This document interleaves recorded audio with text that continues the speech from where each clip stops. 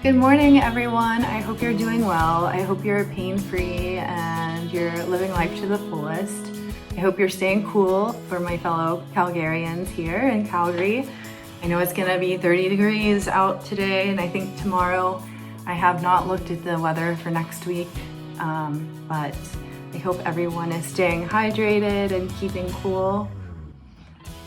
If you have any plans for this summer, feel free to write them below. I'm always interested to see what my viewers are up to and they're out and about. It's just nice to see. So today I wanted to talk about how to prepare for a hospital stay or a surgery. There's a lot of people that haven't had surgery before. There's a lot of people that haven't stayed overnight in a hospital before and they don't know what to expect. I'm American, so most of my procedures and my surgeries have been in the States, but I had one endoscopy in Calgary, and that was the only procedure that I've had here. But I would imagine that they're very similar. So yeah, I want to discuss how to prepare for surgery and a hospital stay, so let's get into it. Now, the first thing that you're going to want is a medical packet. And yes, I understand that the hospitals have all of your records, but you hear the same 50 questions repeatedly. And honestly, after you're really sick or you're nervous for your surgery or procedure, you don't want to answer the same 50 questions over and over again. So it's nice just to have a medical packet to hand off. You're going to want multiple copies of this. I always bring 4 if it's a surgery. And then I have a copy on my phone through my email as well that I could just pull up. So this list, this packet, is going to include your regular doctors, meaning your family doctor and all of your specialists, their names, their phone numbers, their locations, their fax. If you can get fax, that's excellent. You're gonna also want your emergency contacts on this list as well. I would put that up at the top. Left or right corner of the page. You're gonna want your medication and allergies. It's super important. Any medications and vitamins, supplements that you're taking, and your diet as well, because if you're having surgery or even if you're just in hospital, I feel that your diet is part of your medical needs, and there's so many different diets nowadays and so many different food allergies that it's great to have all on that packet. Make sure if you are allergic to any food, put that on the packet as well. So for a hospital stay, even if you're just going for an outpatient surgery, I always pack a bag just in case. And this bag includes 3 days of clothing, including pajamas. And the clothing that I usually pack is very comfortable, relaxed, fit, stretchy pants, think yoga, gym pants, gym shorts, easy to put on, sports bras, a gym top like one like this, just something that's loose and comfortable that you could sleep in even. Underwear and socks, always take extra, and slippers, because the last time I was in the hospital in Canada, they did not give me the socks with the grippies on the bottom, and the floors were very slippery. I'm actually surprised that I did not fall. But always take slippers, and it's just to keep your feet warm as well as having traction on the floor. And then if you get cold, a warm blanket. Hospital staff gets busy, so don't rely on them for toiletries or a warm blanket or even water half the time. It can be quite scary if you're alone and you're not getting like the basic things, so just pack them just in case. It doesn't hurt to pack more. It's better to be safe than sorry. Hospitals are extremely dry, especially here in Alberta, so pack Vaseline or some type of lotion and chapstick, because your lips are going to get chapped. Even if you haven't had chapped lips before, chances are you're gonna have chapped lips in the hospital. So it just makes you more comfortable too. A heating pad, I always take my heating pad. I try to opt out, as you already know, of pain medications. And I take my heating pad, or I'll take an ice pack. I used to take an ice pack in America until they started losing them. So now I just take my heating pad, and hospitals are very cold. My experience personally, they have been very cold. Even if it's 30 degrees outside, they're gonna be freezing because it kills germs. You don't want a humid, hot hospital because that's how germs spread. Is my understanding. That's what a nurse has told me a few times in the past. You're also going to want to bring your phone charger, and usually hospital beds are out further from the wall, pretty far.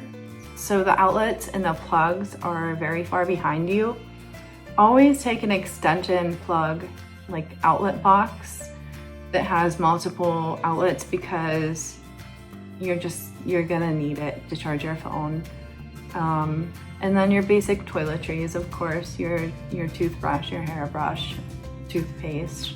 Now, hospitals are supposed to provide this, but they are short-staffed here in Canada as well as America, and chances are your nurse aides are just gonna be running around like crazy trying to answer call bells, and you may not see them for an hour until after you ring your call bell.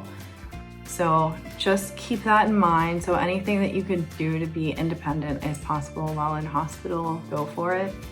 So you're gonna want to keep in mind what you're gonna take home on the car ride home as well.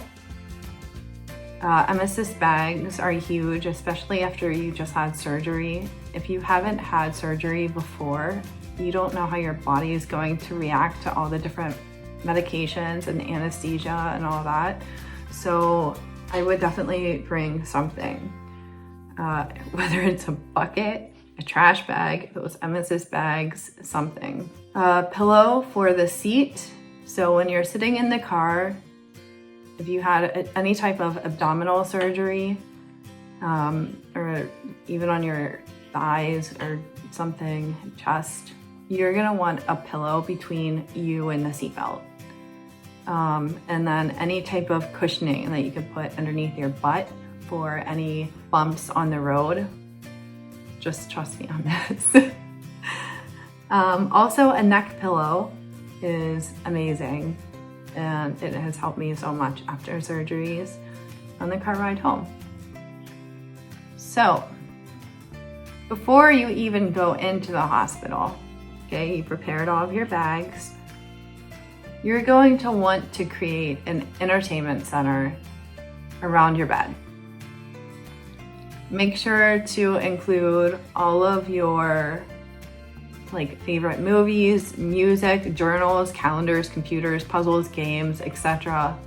Especially after surgery, you might be spending a lot of time in bed. So anything that you can do from your bed, your laptop, your phone, another extended box, just do as much as you can.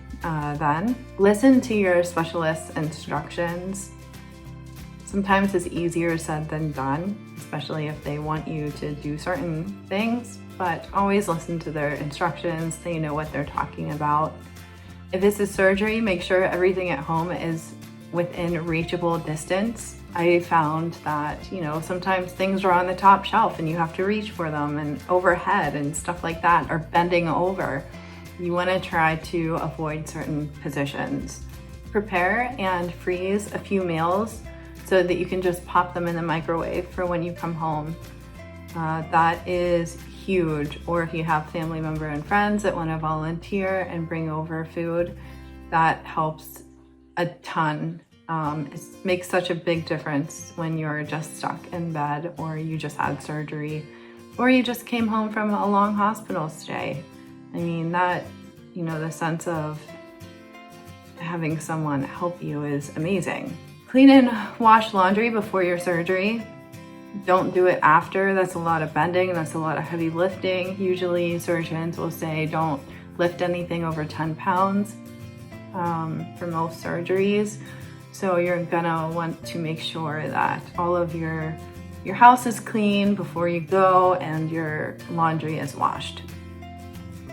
And then just ask someone to help you with laundry after you get out of the hospital, as well as with cleaning. Also, you're gonna need to ask someone for a ride to and from the hospital, whether it's Uber, a friend, family member, a neighbor, and then also to pick up your prescriptions.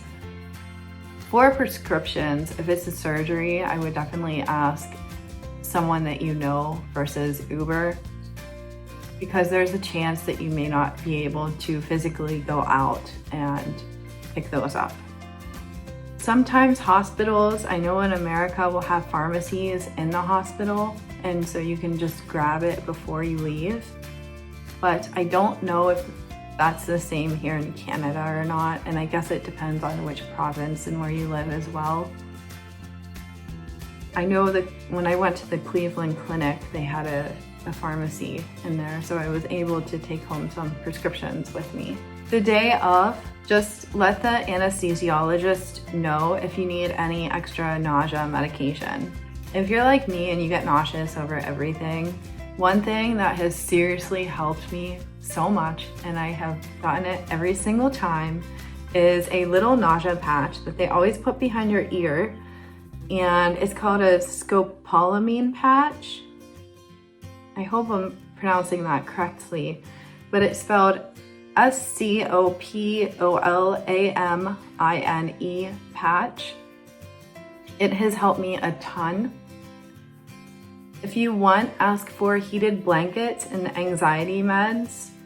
Even if you don't have any anxiety disorders or anything like that, going into surgery, especially for the first time, could give you anxiety, especially when they wheel you down the hallway and it's getting closer, and it just makes everything go smoother. And why be anxious if you don't have to? Why be cold if you don't have to? Don't take any jewelry or valuable items. Staff has been known in the US and Canada to steal stuff. So don't take anything with extreme value. And don't expect staff to... So before you go into surgery and you're on the bed, they make you change into a gown. And then you have to put the clothes that you're wearing to the hospital in this bag, including your shoes, your socks, everything. That bag that they take back, I have actually had that lost in the States. And someone had to bring me clothes because I didn't have the clothes that I was wearing to the hospital to get home. So just keep that in mind. Don't trust the staff anywhere. It's better to be safe than sorry. I feel this whole video is better to be safe than sorry. And then post-surgery, start writing down your follow-up questions and ask someone to go with you to your next follow-up appointment. It's just better to have an extra person there to ask questions and just to listen, because sometimes what they say, maybe they found something more than they weren't expecting when they initially went in. So it's just good to have a second person to pick up on all of the smaller details or major details, because there could be a lot said in that appointment. Always take a notepad and a pen as well. It's super important. Stay on track with your prescription and over-the-counter medicines. Try to get ahead of the pain versus what I do and chase the pain. I don't recommend it. It's not a great thing to do, especially after surgery. You kind of, at least the first 2 or 3 days, try to get ahead of the pain. Drink water. Staying hydrated is so important. Water can be so healing. It is vital for you to drink as much water as you can. I always try to get at least 64 ounces of fluid a day. I know it's really low for someone with, EDS and blood vessel issues. I'm supposed to get like 4 liters a day. So I'm working on it. But water is super important. And always remember, even if you're feeling okay, your insides are still healing. And it is so easy to overdo it so fast. I've had stitches rip out on the inside because I've doing laundry. It's very, very easy to get bored, and that's why I say build an entertainment center around your bed, because after a week, you're gonna get bored. Even if you love your bed and you're one of those people who are always tired, you're gonna get bored after a certain time. So make sure that you have activities planned and everything like that. But yeah, that's the end of this talk. I hope it's helped you a little bit at least. If you have any questions, please write them below. Like I said, I've only had one procedure here in Canada. If I have any more, honestly, I'll probably go to the Cleveland Clinic or the States. I've had one hospital stay here in Calgary that lasted almost 2 weeks, and that's a story for another time as well. So anyway, I'm gonna go enjoy life, and I'll take you on adventures with me. Bye for now.